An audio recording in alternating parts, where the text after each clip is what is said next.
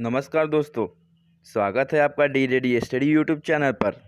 तो इस वीडियो में हम बात करेंगे कुछ महत्वपूर्ण क्वेश्चंस की, जो कि आपके आने वाले आगामी एग्ज़ाम जैसे कि रेलवे, एसएससी तथा अन्य छोटे एग्जामों में काफ़ी महत्वपूर्ण है।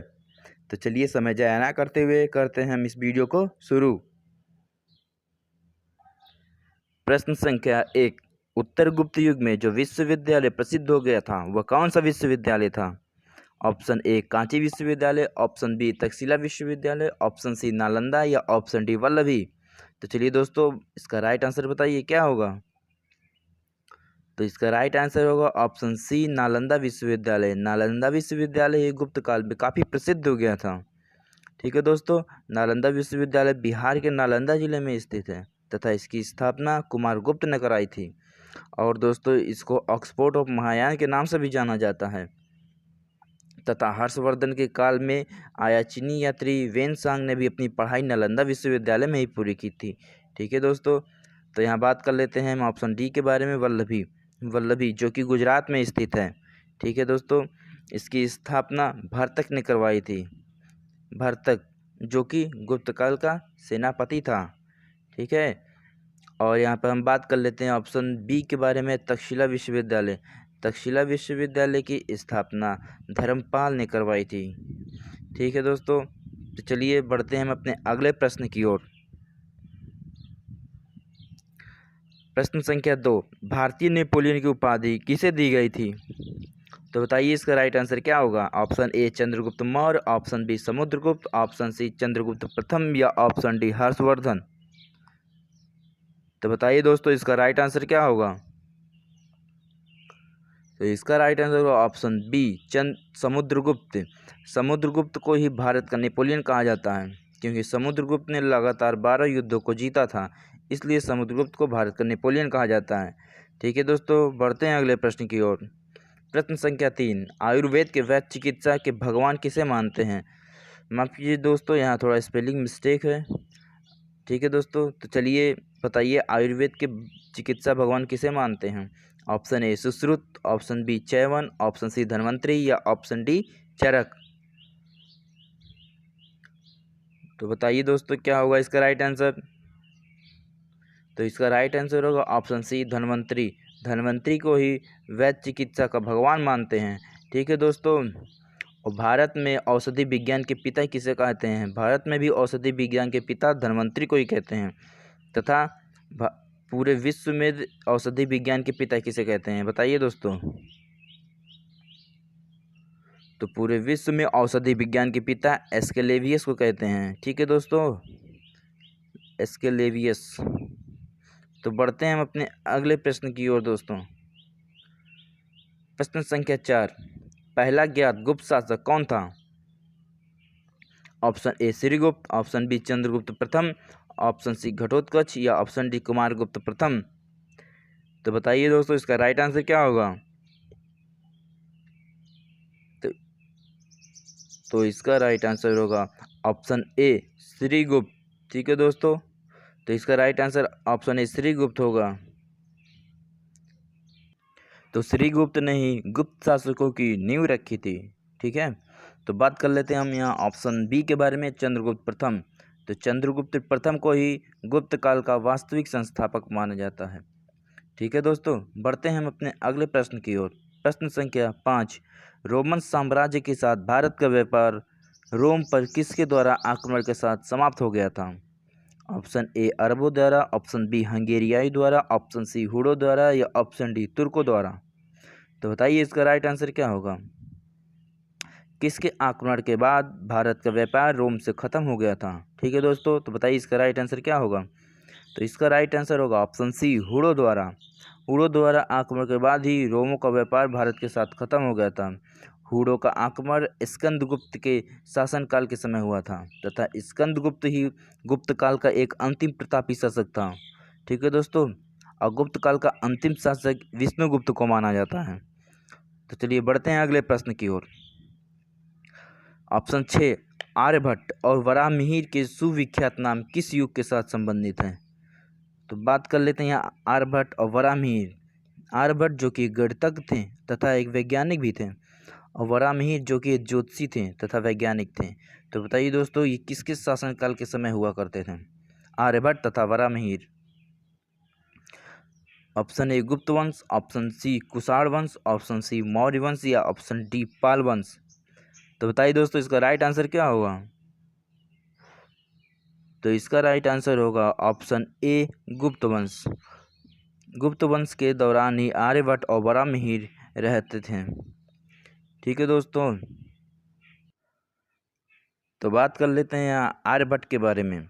तो बता दें दोस्तों, आर्यभट्ट का जन्म 476 AD में पाटलिपुत्र पटना में हुआ था। ठीक है दोस्तों, आर्यभट्ट की पुस्तक का नाम आर्यभट्टम तथा सूर संहिता है। आर्यभट्ट ने ही पाई का मान भी ज्ञात किया था। ठीक है दोस्तों, तो चलते हैं अपने अगले प्रश्न की ओर।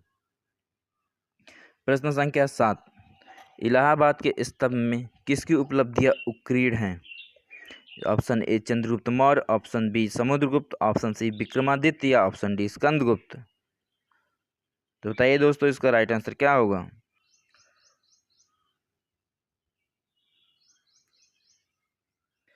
तो इसका राइट आंसर होगा ऑप्शन बी समुद्रगुप्त।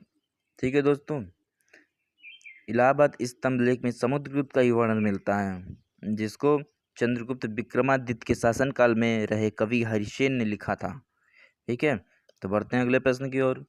प्रश्न संख्या 8, चीनी यात्री फाहयान किस गुप्त शासनकाल में दौरान भारत आया था? Option a Chandragupta Maurya, option b Samudragupta, option c Chandragupta द्वितीय या ऑप्शन डी कुमारगुप्त। तो बताइए, इसका राइट आंसर क्या होगा? तो इसका राइट आंसर होगा ऑप्शन सी चंद्रगुप्त द्वितीय के दौरान। ठीक है दोस्तों, तो चीनी यात्री फाहयान चंद्रगुप्त द्वितीय के दौरान भारत आया था।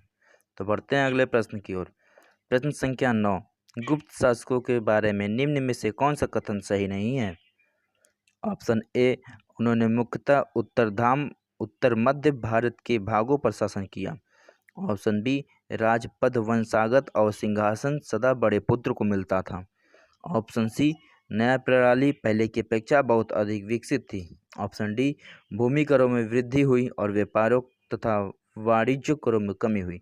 तो बताइए, इसका राइट आंसर कौन होगा? इनमें से कौन सा कथन गलत है? तो इसका ऑप्शन बी राइट आंसर होगा। ठीक है दोस्तों, ये गलत है गुप्त शासकों के बारे में। ठीक है, तो बढ़ते हैं अगले प्रश्न की ओर। कवि कालिदास किसके राज कवि थे? Option a Chandragupta Maurya, option b Samudragupta, option c Chandragupta द्वितीय, ऑप्शन डी कुमारगुप्त। तो बताइए, इसका राइट आंसर क्या होगा? तो इसका राइट आंसर होगा ऑप्शन सी चंद्रगुप्त द्वितीय के दौरान कवि कालिदास इनके राज कवि थे। ठीक है दोस्तों, कालिदास की कुछ नाटकों का नाम जैसे मल्लिका अग्निमित्रम, विक्रमोर्वशीय, अभिज्ञान शकुंतलम, ये सब कालिदास की रचनाएं हैं। ठीक है दोस्तों, बढ़ते हैं अगले प्रश्न की ओर। गुप्त युग का प्रवर्तक कौन था? Option a Ghatotkacha, option b Gupta, option c Chandragupta प्रथम या ऑप्शन डी समुद्रगुप्त। तो बताइए, इसका राइट आंसर क्या होगा? तो इसका राइट आंसर होगा ऑप्शन बी श्रीगुप्त। श्रीगुप्त ही गुप्त काल के प्रवर्तक थे तथा प्रथम संस्थापक श्रीगुप्त ही थे। ठीक है दोस्तों, बढ़ते हैं अगले प्रश्न की ओर। गुप्त राजवंश किस लिए प्रसिद्ध था? कला और स्थापत्य के लिए, साम्राज्यवाद के लिए, राजस्व और भूमि सुधार या इनमें से कोई नहीं? तो गुप्त काल प्रसिद्ध था कला और स्थापत्य के लिए। ऑप्शन ए यहाँ पे राइट आंसर होगा। गुप्त काल के समय ही अधिकतर मंदिरों का विस्तार हुआ तथा कला और स्थापत्य का स्वर्णकाल गुप्त काल को ही कहा जाता है। ठीक है दोस्तों, बढ़ते हैं अगले प्रश्न की ओर।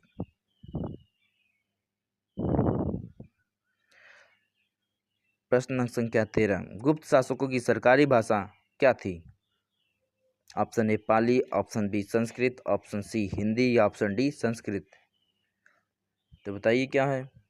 तो इसका राइट आंसर होगा ऑप्शन डी संस्कृत। गुप्त शासकों की सरकारी भाषा संस्कृत थी। ठीक है दोस्तों, अगले प्रश्न, गुप्त शासक के दौरान निम्नलिखित में से ऐसा व्यक्ति कौन था जो एक महान खगोल विज्ञान तथा गणितज्ञ था? इसका आंसर मैंने पिछले क्वेश्चन में ही बताया था आपको। तो बताइए इसका राइट आंसर क्या होगा? इसका राइट आंसर होगा ऑप्शन सी, आर्यभट्ट। आर्यभट्ट ही एक महान खगोल वैज्ञानिक तथा गणितज्ञ थे। ये चंद्रगुप्त द्वितीय के शासनकाल में थे। ठीक है दोस्तों, बढ़ते हैं अगले प्रश्न की ओर। प्रश्न संख्या 15, गुप्त राजा किसके विक्रमादित्य की पदवी ग्रहण की थी? वह था option a Skandagupta, option b Samudragupta, option c Chandragupta द्वितीय, ऑप्शन डी कुमारगुप्त। तो बताइए इसका राइट आंसर क्या होगा? किस गुप्त राजा ने विक्रमादित्य की पदवी ग्रहण की थी? तो चंद्रगुप्त द्वितीय ने विक्रमादित्य की पदवी ग्रहण की थी। ठीक है दोस्तों, ऑप्शन सी यहाँ पर राइट आंसर होगा। शकों के विजय के उपलक्ष्य में उन्होंने विक्रमादित्य की उपाधि हासिल की थी तथा शकों के विजेता चंद्रगुप्त द्वितीय को ही कहा जाता है। ठीक है दोस्तों, बढ़ते हैं अगले प्रश्न की ओर। प्रश्न संख्या 16, निम्नलिखित में से गुप्त वंश का वह राजा कौन था जिसने हूणों को भारत पर आक्रमण करने से रोका था? इसका भी आंसर मैंने पिछले क्वेश्चन में बता दिया था, याद करिए दोस्तों। Option a Skandagupta, option b Samudragupta, option c Chandragupta द्वितीय या ऑप्शन डी कुमारगुप्त।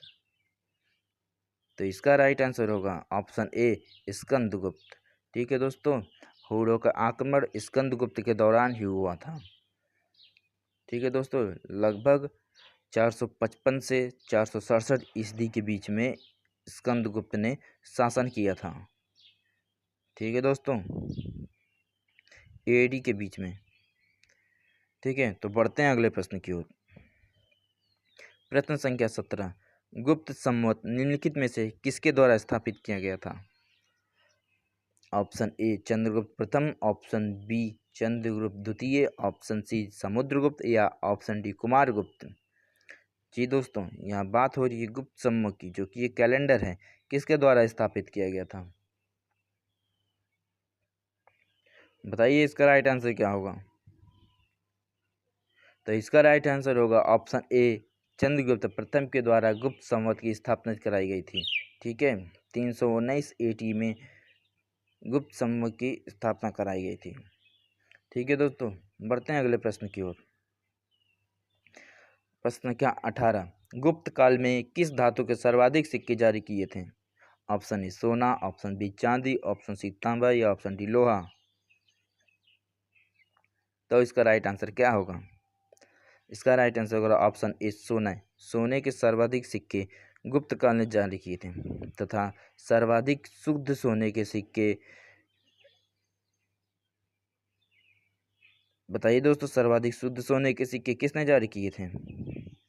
सर्वाधिक शुद्ध सोने के सिक्के कुषाण वंश ने जारी किए थे। ठीक है दोस्तों, तथा शीशे के सिक्के किसने जारी किए थे? बताइए इसका राइट आंसर क्या होगा? शीशे के सिक्के सातवाहन वंश ने जारी किए थे। ठीक है दोस्तों, बढ़ते हैं अगले प्रश्न की ओर। प्रश्न संख्या 19, चंद्रगुप्त द्वितीय और किस नाम से जाना जाता था? तो दोस्तों इसका राइट आंसर अब मैंने भी पिछले क्वेश्चन में ही बता दिया था। बताइए इसका राइट आंसर क्या होगा? Option A Samudragupta, option B Skandagupta, option C Vikramaditya, option D Ranagupta. तो चंद्रगुप्त द्वितीय को चंद्रगुप्त विक्रमादित्य के नाम से जाना जाता है, तो यहाँ पे ऑप्शन सी करेक्ट होगा। चंद्रगुप्त द्वितीय ने शकों के विजय के उपलक्ष्य में विक्रमादित्य की उपाधि हासिल की थी। ठीक है दोस्तों, बढ़ते हैं अगले प्रश्न की ओर। निम्नलिखित में किनके सिक्के संगीत के प्रति उनका प्रेम दर्शाते हैं? ऑप्शन ए मौर्यों के, ऑप्शन बी नंदों के, ऑप्शन सी गुप्तों के या ऑप्शन डी चोलों के। तो बताइए दोस्तों इसका राइट आंसर क्या होगा? तो इसका राइट आंसर होगा ऑप्शन सी गुप्तों के। गुप्तों के सिक्के उनके संगीत के प्रति उनका प्रेम दर्शाते थे। ठीक है दोस्तों, तो इसी के साथ हम ख़त्म करते हैं अपना ये वीडियो। ठीक है दोस्तों, तो अच्छा लगा हो तो लाइक करें, शेयर करें और चैनल को सब्सक्राइब करें दोस्तों। थैंक यू दोस्तों।